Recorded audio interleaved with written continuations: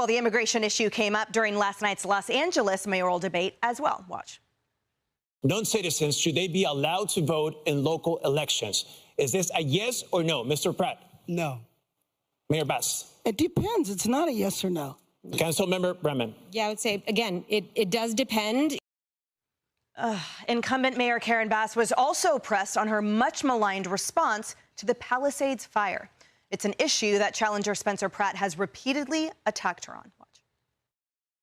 As mayor, I will never drain the reservoirs that we need for wildfire protection. Mayor Bass, do you have a response to that? He's saying several things that are completely inaccurate. First of all, there was one reservoir that was out of commission. He talked about the winds. That is just completely inaccurate. If that were accurate, then the planes would have been able to fly. So she's an incredible liar. Everyone on their phones, Google it. 40 weather stations in the Pacific Palisades. It never went above 40 miles per hour. She is referencing the Altadena fire. No. I have to interrupt you. No name calling, She just please. lied, though. Yeah, but no name calling. She called me a liar. I don't believe she did. She said I did not hear that. This up. I did not. I'm going to get to that in a second with you, but I want to start here with the resident of Pasadena, the victim of the Palisades fire in part. Talk to us about what you saw there and what boots on ground are saying about Spencer Pratt and his accurate accusations against Mayor Bass and her woeful, dismal response to the fire. Well, I would, the way you framed that, and you know, I love leading question. Yes. Well, no, he's not accurate. The Santa Ynez Reservoir is the only one that was closed. It was closed for repair in California. I live in Los Angeles. My home was burned in the Eaton Canyon fire, which started at 6 p.m. as the Palisades fire had started in the morning. The Palisades fire is due to arson. And I got to be careful with the wording here because of the huge lawsuit everybody in Eaton Canyon has against Southern California Edison. But it's alleged because of the winds, which were over 100 miles per hour. And I live 45 minutes in the Palisades. The wind doesn't go from 30 to 100 or vice versa with that geographic space. Look. The reservoir in the winter is when they are repaired throughout the state of California because, especially in Southern California, that's our rainy season. And like I said, these were not natural reasons for fire. No politician, Democrat or Republican, is clairvoyant and has a crystal ball and can predict that. One.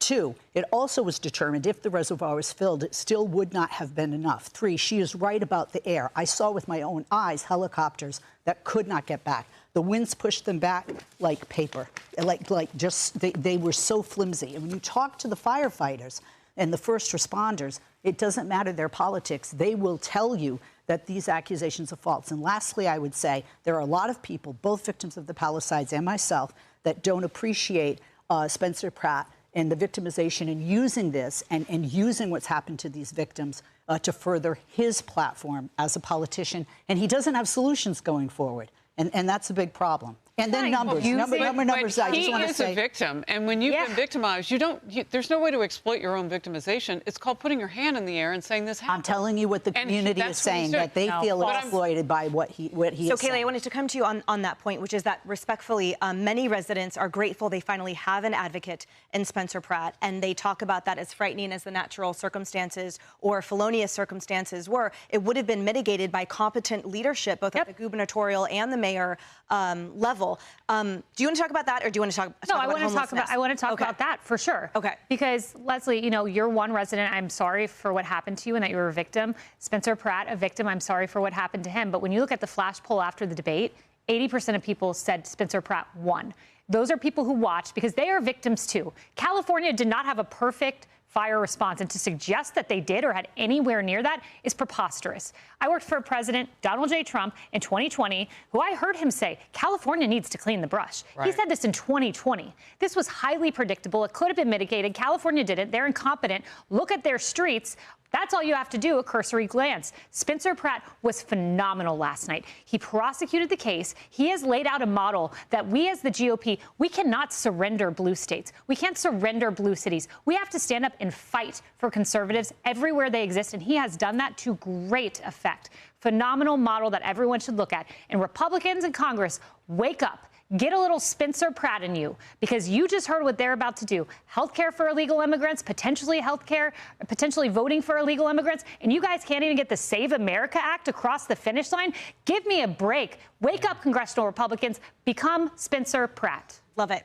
Harris, Kayleigh mentioned the streets, and there was a moment, especially between Spencer Pratt and incumbent Mayor Bass, where they talked about it. So Spencer Pratt, they're on the stage, they're talking about the drug and homeless crisis plaguing Los Angeles. We've all seen it. And the thing is, I've covered it for Fox. Skid Row has been there for decades. So you want to talk about a throwaway population? What is Gavin Newsom and Karen Bass? Look at MacArthur Park and the news today. Exactly. It's a disaster. So these mouthpieces saying that they care about the underserved communities, but interestingly, only if it's under the rug and doesn't spill out over the borders. But let's get that moment up, and then we'll have your reaction after. Go ahead. The reality is, no matter how many beds you give these people, they are on super meth. They are on fentanyl. The DEA statistic says 93% of this is a drug addiction problem. Nithya, Councilwoman Robbins' plan for treatment first, I will go below the Harbor Freeway tomorrow with her, and we can find some of these people she's going to offer treatment for. She's going to get stabbed in the neck. These people do not want a bed. They want fentanyl or super meth. This is not someone in Spencer Pratt who has not experienced things. I know a lot of people say, oh, he's Hollywood. Well, he's the form of Hollywood that's out there doing reality. He's out there talking with people, and he brought that to the stage last night. And I agree with you, Kayleigh. Republicans need to catch this wind. They really do. It took them forever to get to the point where we could get the DHS funded. Yep. And you have reconciliation. You may have to use it. Imagine if you don't win both houses. Like, I think that what you're saying is right. What he has is more than a vision. He has the fight within him to go get it done. And I remember when President Trump, in his first term, you were so right to bring that up, was not only talking about the deforestation that was needed in California, but he was the first person after the fires to say that, well, wait a minute, the water wasn't running. Right? And I respect you, Leslie. You have that first-person experience. And I remember the pain that you described to me personally that you and your family had gone through. But you needed all things to be running. I know that they winterize I lived in Los Angeles. I know what they do with the reservoirs, but it wasn't a rainy enough season to do that. You have to make on-the-moment decisions about not just follow a routine. That wasn't the season to do it. So when they turn off the spigot for one reservoir, yeah, you bet it matters when you didn't have enough built up to sustain even a smaller fire potentially. So you've got all of that. Spencer Pratt, I'll just say it, is where it's at. He doesn't have that in anything of an ad. But that's what I was thinking last night. They were all fighting with each other, which is what we saw among the governor's race, because their ideas are stale. So now you want to attack the facts rather than what? I mean, come with your own policy. Attack the facts and attack the delivery, David, and that's where I wanted to go with you, which is the messaging and the packaging that we have to be faced with that is shoved down our throats. So what I mean by that is, as the substantive conversation of the debate unfolded, which was lives being discarded, lives being lost in the fire, lost to drugs, lost to homelessness, and etc. We have a moderator that cares about words and verbiage and civility, breaking in, wasting everyone's time to say, don't use the verb lie, when he's trying to say, listen, lady, people are dying. Let me help fix and save the state. And yet that is the trash that we are subjected to by these moderators and by these members of the left. And by the way, the moderator was someone I picked up on that, because calling somebody a liar when they actually lie is not attacking them. It's calling out a fact. And here's the problem in California.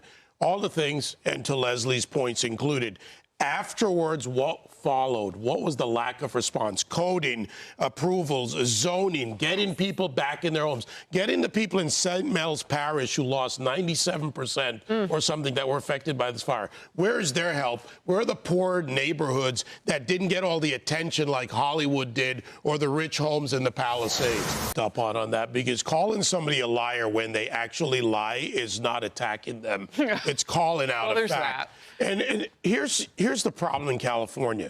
All the things, and to Leslie's points included, afterwards, what followed? What was the lack of response? Coding, approvals, zoning, getting people back in their homes, getting the people in St. Mel's Parish who lost 97% or something that were affected by this fire. Where is their help? Where are the poor neighborhoods that didn't get all the attention like Hollywood did, or the rich homes in the Palisades?